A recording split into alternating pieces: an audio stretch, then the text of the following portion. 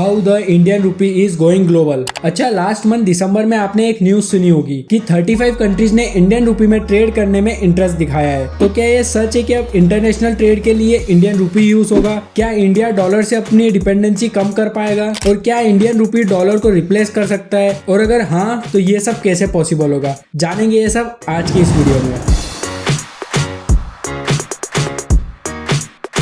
जब भी कोई कंट्रीज इंपोर्ट या एक्सपोर्ट करती है तो उसको पेमेंट करना होता है फॉरेन करेंसी में, और क्योंकि यूएस डॉलर ग्लोबली एक्सेप्टेड है इसीलिए most of the transaction US dollar में ही होते हैं। फिर भले ही ट्रेड यूएस से नहीं दूसरी कंट्रीज के बीच हो रहा हो। फॉर एग्जांपल, अगर एक इंडियन बायर जर्मनी के एक सेलर से कोई प्रोडक्ट परचेस करता है तो उसको पहले रूपी को यूएस डॉलर में कन्वर्ट करना होता है, फिर जाकर यूएस डॉलर में जर्मनी को पेमेंट मिलता है, जिसको फर्दर जर्मनी वाला सेलर डॉलर से यूरो में कन्वर्ट कराता है। और इसी प्रोसेस में दोनों ही कंट्रीज को कन्वर्जन चार्जेस देने पड़ते हैं, और तो और एक्सचेंज रेट फ्लक्चुएशन का भी रिस्क रहता है। जैसे कि अगर कोई प्रोडक्ट इंडिया इंपोर्ट करता था $100 का और उस समय डॉलर एक्सचेंज रेट था $1 इक्वल्स टू 70 रुपीज, तो वो प्रोडक्ट इंडिया को 7000 रुपीज का पड़ता। पर अगर exchange rate $1 equals to 85 rupees हो जाए तो वही सेम $100 वाला प्रोडक्ट इंडिया को अब 8500 रुपीज का पड़ेगा। और day by day Indian currency dollar के सामने वीक हो रही है, जिससे इंडिया जो प्रोडक्ट इंपोर्ट करता है वो महंगे होते जा रहे हैं। तो वहाँ यूएस डॉलर स्ट्रांग होता है और यहाँ इंडिया में इन्फ्लेशन बढ़ जाता है। इसी प्रॉब्लम को सॉल्व करने के लिए इंडिया चाहता है कि हम इंडियन रुपीस में ट्रेड करें, और कंट्रीज सिर्फ इंडिया के साथ ही नहीं बल्कि आपस में भी इंडियन रुपीस में ट्रेड करें। अच्छा, तो नेक्स्ट क्वेश्चन ये है कि अगर इंडियन रुपीस ट्रेड में यूज होगा तो उसका ट्रांजेक्शन सेटलमेंट कैसे होगा? तो ये ट्रांजेक्शन होगा वोस्ट्रो अकाउंट से।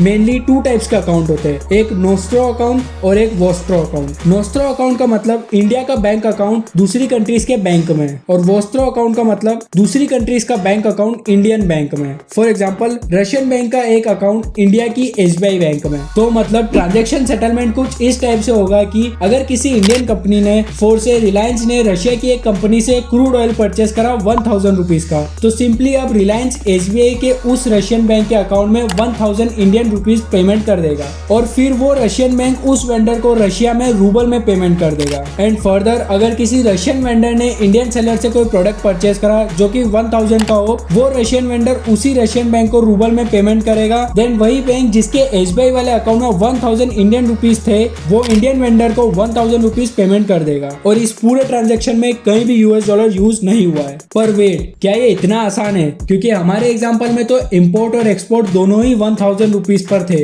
पर रियलिटी में ऐसा नहीं होता है। हम किसी कंट्री से इम्पोर्ट ज्यादा करते हैं तो किसी कंट्री को एक्सपोर्ट ज्यादा करते हैं। तो ऐसे में अगर हम किसी कंट्री से इम्पोर्ट ज्यादा करते हैं जैसे कि रशिया से, तो फिर रशिया के पास तो इंडियन रुपी बच जाएगा। इसी प्रॉब्लम को सॉल्व करने में हमारी गवर्नमेंट लगी है, जिससे हम ऐसा कोई रास्ता निकाल सके जिससे ये प्रॉब्लम सॉल्व हो जाए। अच्छा, ये होगा कैसे? आइए सिंपल लैंग्वेज में समझते हैं। सपोज इंडिया रशिया से ऑयल परचेस करता है 1 लाख रुपीज का, और इंडिया रशिया को इंडियन रुपी में पेमेंट कर देता है। इन रिटर्न रशिया हमसे 40,000 के प्रोडक्ट खरीदता है, जिससे रशिया 1 लाख में से 40,000 इंडियन रुपीज को पे कर देता है। अब रशिया के पास बचते हैं 60,000 इंडियन रुपीज। इस जगह इंडियन गवर्नमेंट का रोल आता है कि इंडियन गवर्नमेंट कुछ छोटी कंट्रीज के साथ एग्रीमेंट कर ले कि वो लोग इंडियन रुपी एक्सेप्ट करे, और ये कंट्रीज वो होंगे जो या तो अमेरिका विरोधी है या फिर जिनके पास डॉलर का रिजर्व नहीं है, जैसे कि Cuba, Bangladesh, Sri Lanka, Belarus etcetera. तो अब रशिया इन सब कंट्रीज से ट्रेड कर सकता है और पेमेंट इंडियन रुपी में कर सकता है, क्योंकि ये सब इंडियन रुपी एक्सेप्ट करेंगे। अब आते हैं हमारे एग्जाम्पल पर। रशिया के पास अब 60,000 रुपीज है। अब वो 20,000 रुपीज का कॉटन खरीदता है बांग्लादेश से, 15,000 रुपीज का कोकोनट ऑयल खरीदता है श्रीलंका से,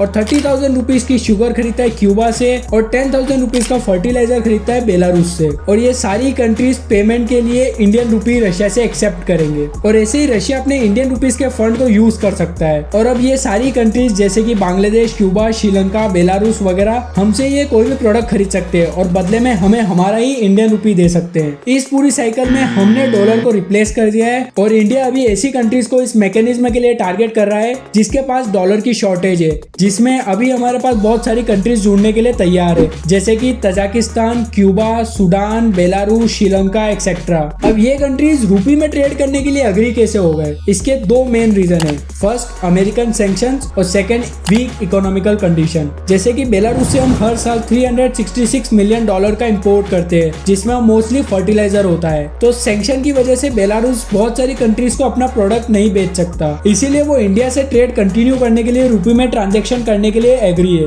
क्योंकि उसके लिए यूएस डॉलर से अच्छा तो इंडियन रुपी होगा। ऐसे ही क्यूबा, जो कि अमेरिकन सैंक्शंस की वजह से इंटरनेशनल मार्केट में फ्रीली ट्रेड नहीं कर पाता, वो इंडिया के साथ ट्रेड इंडियन रुपी में भी करने को तैयार है। और श्रीलंका, जिसकी ऑलरेडी इकोनॉमी बहुत वीक हो गई है और वो एक इकोनॉमिकल क्राइसिस से भी गुजर रहा है, वो तो इंडिया के साथ ट्रेड करने के लिए इंडियन रुपी को इंटरनेशनल करेंसी भी मानने को तैयार है, जिससे वो भी इंडियन रुपी से ट्रेड कर सके। इसके अलावा भी इंडिया और भी कंट्रीज से बात कर रहा है जिनसे हमारा ट्रेड बहुत ज्यादा होता है, जैसे कि यूएई फॉर रूपी दिरहम ट्रेड, सऊदी अरेबिया फॉर रूपी रियाल ट्रेड और रशिया फॉर रूपी रूबल ट्रेड। और जैसे जैसे हमारा ये रूपी मैकेनिज्म स्ट्रॉन्ग होगा और भी कंट्रीज इस मैकेनिज्म में जुड़ते चले जाएंगे। तो फाइनली इंडिया तो निकल गया है अपनी करेंसी को इंटरनेशनल बनाने, जहां इंडियन रुपी ट्रेड के लिए वाइडली एक्सेप्टेड होगा। और आरबीआई ने भी बोला है कि इंडिया इस अपॉर्चुनिटी को मिस नहीं करेगा और इंडियन रुपी को इंटरनेशनलाइज करने के लिए अपना पूरा दम लगा देगा, जिससे हमारी यूएस डॉलर और यूरो जैसी करेंसी से डिपेंडेंसी कम हो सके। आपको क्या लगता है, क्या Indian rupee in future US dollar और यूरो को रिप्लेस कर पाएगा? कमेंट में बताइए